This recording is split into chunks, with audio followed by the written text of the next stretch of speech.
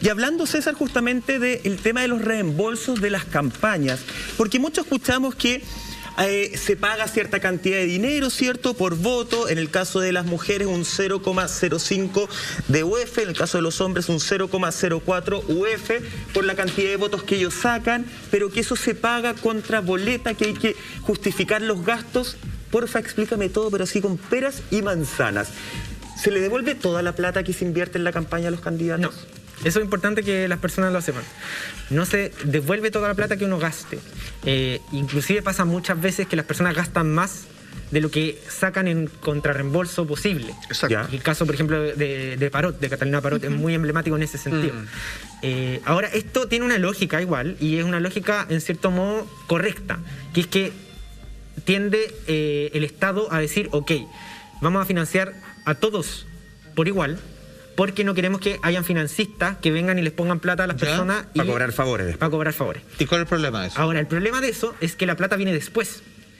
Entonces, tú tienes que, como persona natural o militante de un partido, pedir un crédito. ¿Ya? Contra reembolso, que es una de las opciones, que la mayoría lo hace así. ¿Qué quiere decir eso? Tú pides un crédito, por ejemplo, 100 millones de pesos, 200 millones de pesos, y con eso empiezas a gastar, a hacer tu gasto electoral. Y tú con esa plata en mano, digamos, puedes ir pagando. Pero el contrarreembolso, después Cervel lo paga directamente al banco. Perfecto. Esa es una modalidad. La otra modalidad es la que decías tú. Cuando yo tengo boletas que todavía no he pagado y dicen boletas por pagar o facturas por pagar. Tú las muestras. Por ejemplo... Ya. Ahí entran los boxers de París y el 202013. Claro, pero era necesario igual. Como para... Entonces, por ejemplo, la segunda mente atención masculina. Twitter. Te voy a poner un ejemplo. En la imprenta nosotros trabajamos, afortunadamente, con una imprenta que fue de muy buena voluntad y nos dijo, ya, ok, les vamos a hacer la factura contra reembolso, entendiendo que es una candidatura independiente. Y ellos nos empezaban a sacar los productos, qué sé yo, y empezábamos a generar, obviamente, todo un itinerario de gasto, y después, terminado, digamos, la producción, hicimos una factura total contra reembolso, que eran cerca de 3 millones de pesos. Estamos hablando de todo lo que es papelería, merchandising para los volanteros, pendones, una serie de cosas. O sea, es un gasto menor en comparación a lo que en general se gasta en papelería. Y ellos hacen esta factura contra reembolso, Cervel la revisa y ve que obviamente tú hayas comprado lo que correspondía y te reembolsan esa plata. Ahora, ¿qué pasa si esa...? ¿Pero cómo pueden revisar? Eso no se puede revisar. No se puede revisar. ¿Cómo? Claro, no puede revisar el lápiz, la goma, la serpentina. No hay un estándar de precios. Entonces, por ejemplo, si esa imprenta me hubiese cobrado 6 millones de pesos, probablemente el Cervel no hubiese aprobado igual el gasto. Porque igual era bajo... O sea, era un gasto que en general rinden. Porque hay una variación muy amplia entre una imprenta y otra. O sea, si la imprenta, por ejemplo, te voy a dar una muy mala idea. Si la imprenta es de tu hermano te podría haber hecho una boleta, dice ya, yo gasté 3, pero ¿sabéis qué? Hagamos una boleta por 7, entonces así nos vamos. O perdón, al revés. Esa es la gran triquiñuela en el sistema. Yo voy a la imprenta de mi hermano, me hace mi hermano no tiene imprenta. Perdón, o peor, hermano, ponte con una imprenta porque te voy a mandar a hacer a ti los volantes y cóbrame 100 millones de pesos por algo que cuesta 10. Sí. Esa es una de las cosas que se pilló en este caso, en el caso Oliva, que habían empresas que no tenían movimiento y que hasta ahí. Las de ella. Desde la elección pasada hasta... No existían. Nacieron para cobrar caro. Ahora estuvieron inactivas en el fondo durante todo el periodo de no candidatura. Que entrega Oliva y entrega gente del partido, que son de alta suma.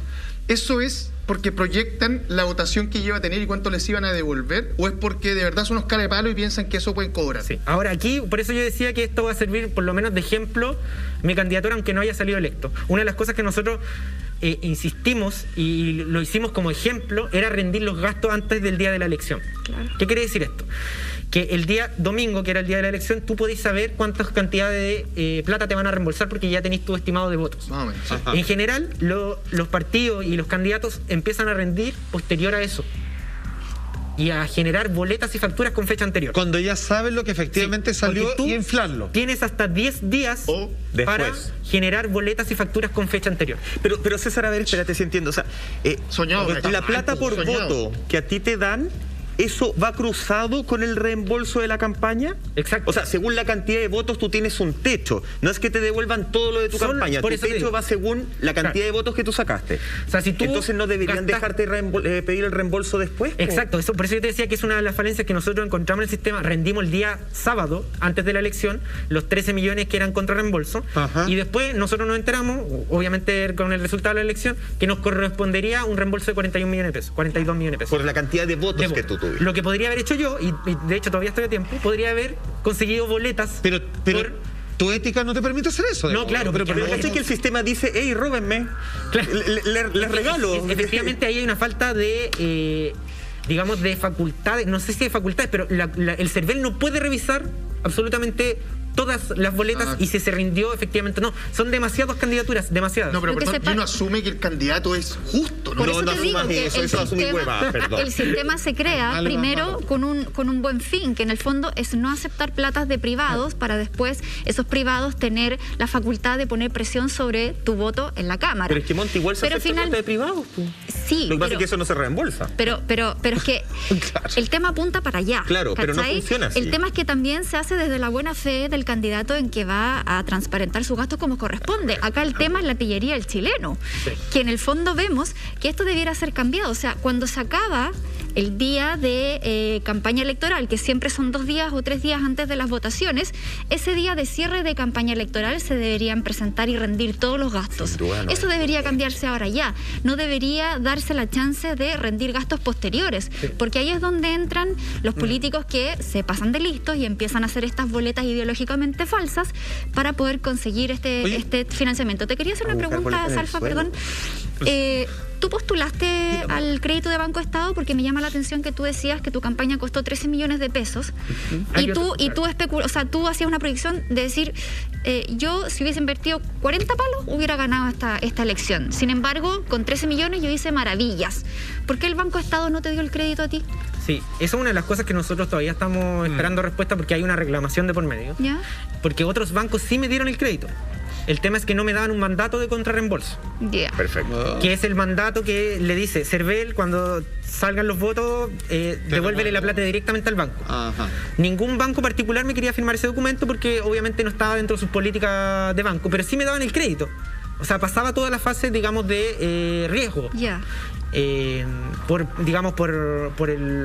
lo que yo podía acreditar de renta, por mi activo, etcétera.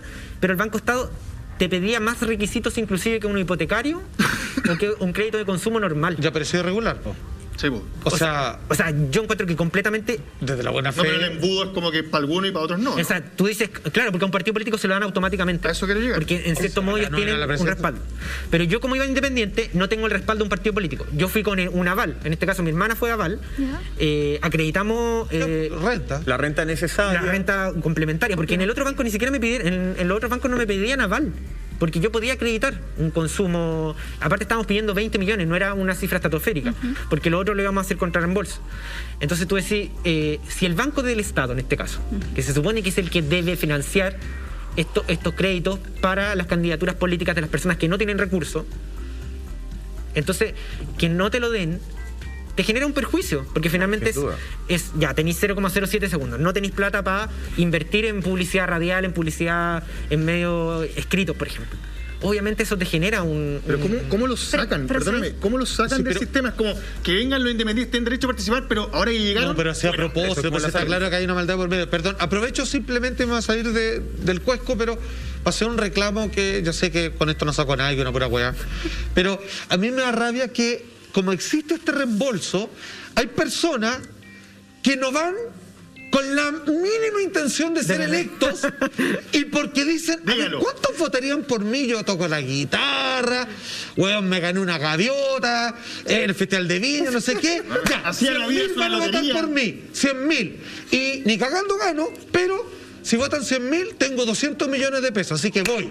Ni pretendo ganar, ni quiero ganar, pero el sistema me permite que me haga un sueldo de 200 millones de pesos con eso. Boleta, po. Pero por eso, pero es que prácticamente permite es que se conjugan dos cosas ahí. cuando tenía un partido político que tiene que llenar listas de 9 personas, de 8 personas, de 7 personas, tienen que buscar gente. Pero es un negocio. Llenemos. Claro. Entonces, Es una pyme, ser completamente. O sea, hoy día lo que estamos viendo, y por eso yo les decía que acá cuando se piensa el sistema, no hay una adaptación a la realidad.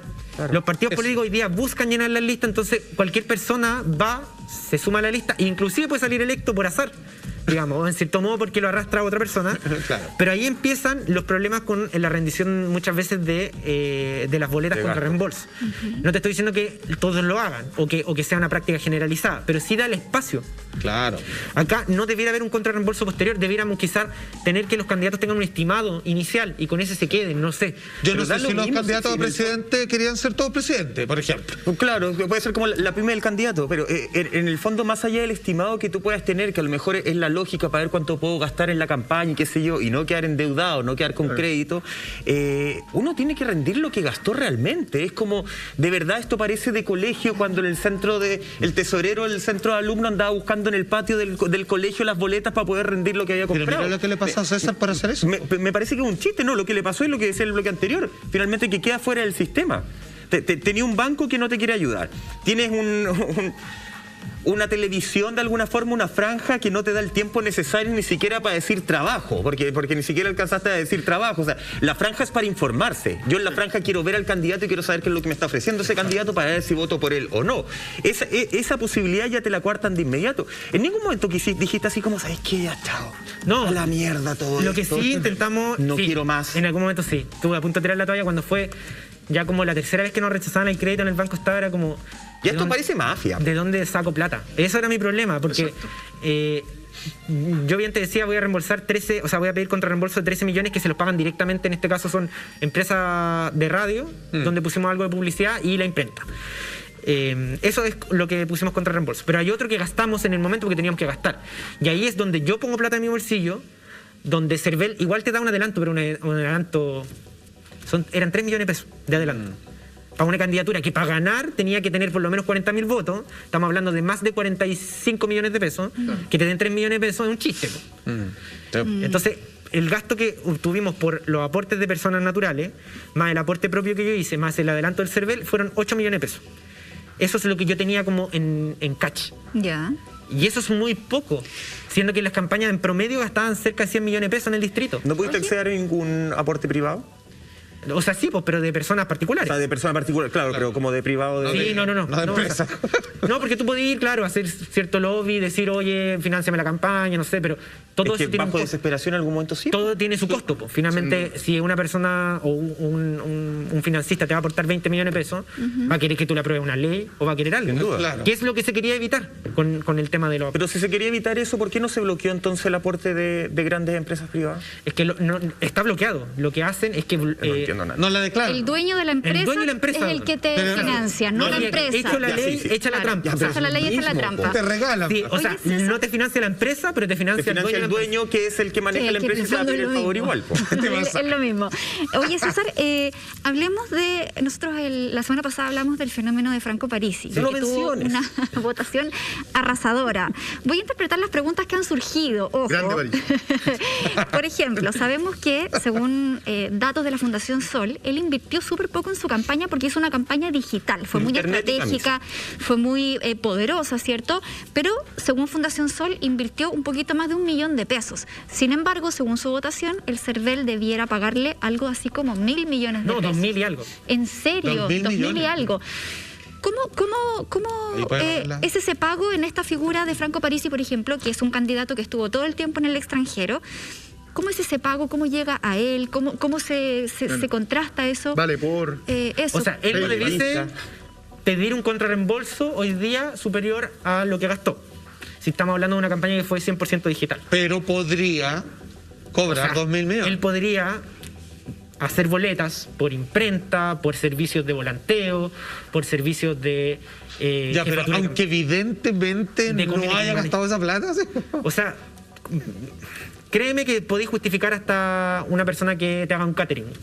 Ya. Ya, pero si él justifica realmente lo que Fundación Sol dice que invirtió y no inventa boletas ni nada, ¿cuánto le estarían pagando? El millón y algo que... Ah, solo eso. Sí. Los 2.000 son el tope. El tope.